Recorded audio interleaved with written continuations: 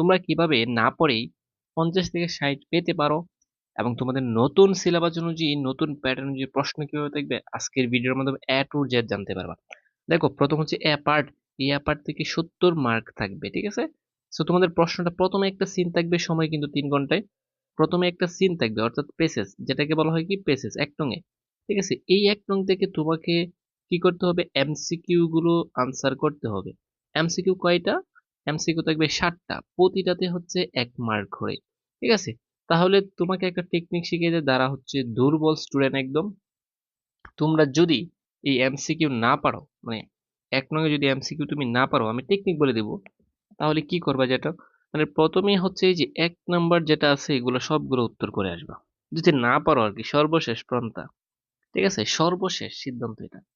আর যদি তুমি পারো, দেখো এখানে বলছে স্টেজ মানে হচ্ছে চাপ। স্টেজ এই অর্ডারে কি বুঝাইতেছে, এই যে দেখো প্রেসার মানে চাপ, অটোমেটিক বাড়তেছে এটা, ঠিক আছে। তাহলে একটা শব্দের তো শিখে নিলা যে বলছে the word stage, stage means, ঠিক আছে, এই স্টেজ শব্দ দ্বারা কি বোঝানো হয়েছে, তাহলে তুমি লিখবে প্রেসার, প্রেসার অর্থ চাপ, হয়ে গেছে। কথা কি বুঝতে পারছো? আচ্ছা, এখন এখন বলবে যে স্যার উত্তর তো ওইটা হয়েছে। প্রিয় শিক্ষার্থী বন্ধুরা, 60টা থেকে তুমি যদি সবগুলোর প্রথমটা দাও, 2 থেকে 3টা হবেই। এই সুপার টেকনিকটা একটু বুঝে নিও, ঠিক আছে। আচ্ছা, তারপরে দেখো তোমার কি থাকবে, 2 নং হচ্ছে প্রশ্ন থাকবে, প্রতিটা প্রশ্নতে হচ্ছে 2 মার্ক করে, 5টা থাকবে 10 মার্ক। তো এই প্যাসেজ থেকে অর্থাৎ একটা প্যাসেজ থেকে তোমার প্রায় 17 মার্ক থাকবে। সো স্যার প্রশ্ন কেমনে লিখবা? সো প্রশ্ন লেখার টেকনিকটা বুঝিয়ে দিই। তোমাকে যদি ডব্লিউ দ্বারা প্রশ্ন করে, যেমন হয়, হট, ঠিক আছে, হুইজ, যদি এগুলো দ্বারা প্রশ্ন করে, আরো আছে যেগুলো অলরেডি এই সম্পর্কে আমার ভিডিও দেওয়া আছে, এগুলো তুলে দিবা আগে।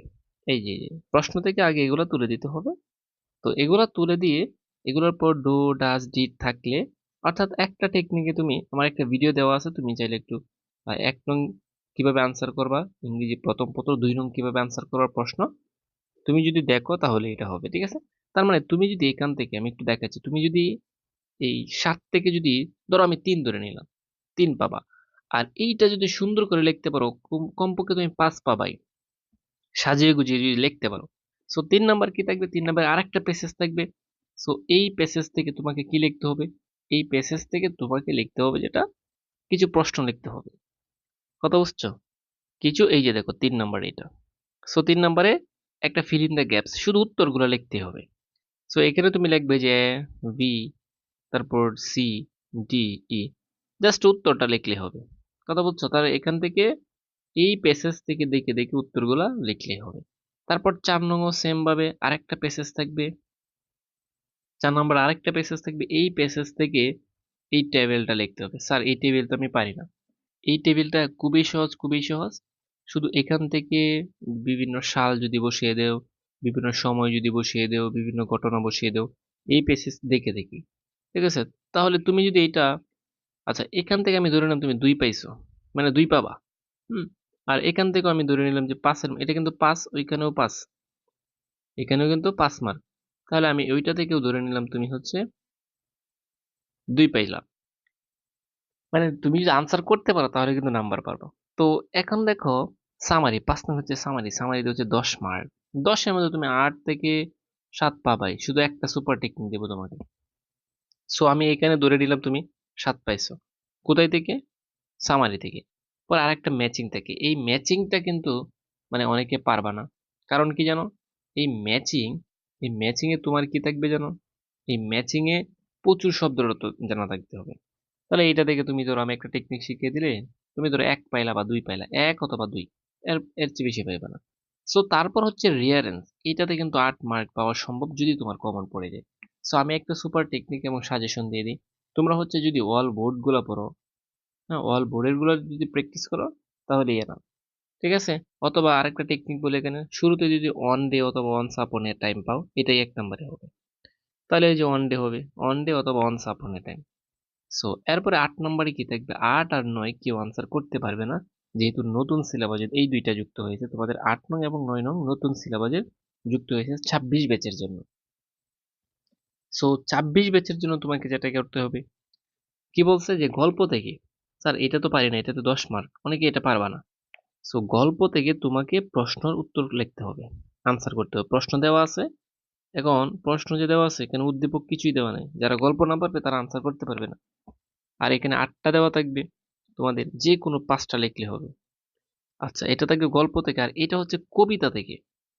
কথা বুঝছো? এটা হচ্ছে কবিতা থেকে 8টা প্রশ্ন দেওয়া থাকবে, তুমি হচ্ছে যে কোনো 5টা লিখবা। কথা বুঝছো? আর 5টাতে হতে কত মার্ক? 5টাতে হচ্ছে তোমার 10 মার্ক। সো এই যে এটা পারবা না, আমি সুপার একটা টেকনিক দিব তোমাদেরকে, কমপক্ষে এটা থেকে যাতে 5 পাও, এটা থেকেও যাতে 5 পাও, তাহলে ধরে নাও তুমি 5 পাও। প্রশ্ন সাজানোর কিছু নিয়ম আছে। এরপরে 10 নাম্বার আর হচ্ছে 11 নাম্বার, এই দুইটা হচ্ছে কি জানো, রিটার্ন পার্ট অর্থাৎ রাইট হ্যান্ড পার্ট। লিখবা, শুধু লিখবা। এটা হচ্ছে স্টোরি। তাহলে স্টোরিতে কত নাম্বার? 15 মার্ক। তুমি যদি স্টোরির কিছু নিয়ম টিয়ম লেখো, এবং যদি স্টোরি পারো তাহলে তো ভালো, আর যদি না পারো নিয়ম টিয়ম যদি লেখো, কমপক্ষে 10 থেকে 8 পেতে পারো। ঠিক আছে, তাহলে এটা থেকে আমি 10 ধরে নিলাম স্টোরি থেকে। আর এইটা থেকে তুমি এটা কি জানো, এটা হচ্ছে ডায়লগ। এই ডায়লগ 15 নাম্বার, ডায়লগ 15তে তুমি 14-15 পাবাই, জাস্ট আমার একটা নিয়ম দেখো তাহলেই হবে। সো এখন তুমি হিসাব করো যে কত পাইবা। তুমি না পড়েও তুমি না পড়েও এই মার্কটা অর্জন করতে পারো। ফেল করে কেন? স্টুডেন্টরা ফেল করে কেন? তারা টেকনিক বুঝে না দেখে। তাহলে দেখো এখানে 30 মার্ক, 30 মার্ক হচ্ছে শুধু তোমার রাইট হ্যান্ড পার্ট। তাহলে 30 থেকে দেখো তুমি যদি 25 পাও, অথবা 30 থেকে তুমি ধরে নেও 20 পাইলা। কত পাইলা?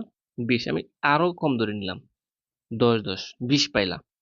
সো এরপরে এই দুইটা থেকে তুমি আরো পাইলা, আরো কত? দুইটাতে 10, তার মানে হচ্ছে 30। ঠিক আছে, ওইদিকে 20 আর 10 30, 30। আর এখান থেকে তুমি ধরো 5 পাইলা। ঠিক আছে, আর সামারি থেকে ধরো তুমি পাইলা, সামারি যদি তুমি 7 পাও 10-এর মধ্যে, তাহলে দেখো তুমি কত হয়েছে এখন। এখানে ধরো 15, তাহলে হয়েছে কত? 45। ওই দুইটাই 15 আর 30 আগে, 45। চিন্তা করছো? আরো বাদ, অনেক বাদ। 45, আর এখানে ধরো 2 পাইছো, কত হচ্ছে? 47। 47 আর এখানে হচ্ছে 5, তাহলে হিসাব করো কত হচ্ছে খালি। আর কিছু দরকার নেই। ঠিক আছে, তুমি হচ্ছে 47 আর খালি যোগ করো, 7 5 12, 52 হয়ে গেছে, 52। আর হচ্ছে এখান থেকে ধরো 3 পাইলা, তাহলে অলরেডি তোমার 55 হয়ে গেছে। আমি কি বলছি, 60 থেকে 55 পাওয়া সম্ভব না পড়ে। প্রিয় শিক্ষার্থী বন্ধুরা, আরো কিছু টেকনিক আছে, মানে প্রশ্ন আরো অনেক অ্যানালাইজ আছে, যদিও আমি এটা শেষ করে দিছি অল্প সময়ের মধ্যে।